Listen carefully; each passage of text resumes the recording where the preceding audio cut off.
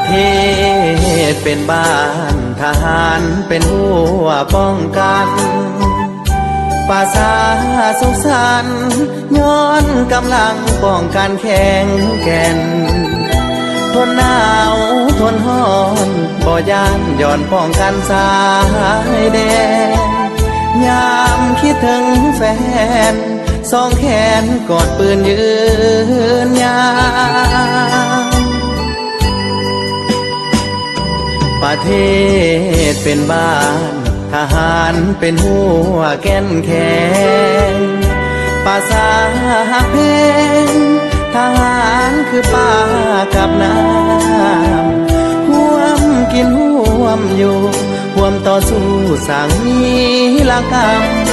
ปกป้องพื้นแผ่นดินคำมีคุณค่าล้ำเนื้อดวงชีวิตดินแดนลาวกว้างใหญ่ไพศาลศัตรูหา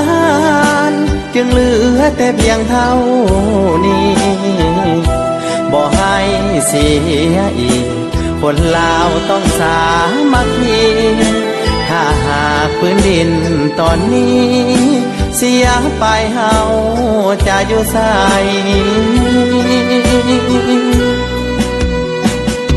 ประเทศเป็นบ้านทหารเป็นหัวแน่นหนา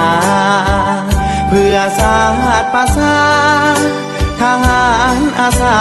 หับสายได้หาของฝากจากแนวหลังสุดแสนดีใจยังมีสายอวยพรส่งให้เป็นกำลังใจทหารสายแดน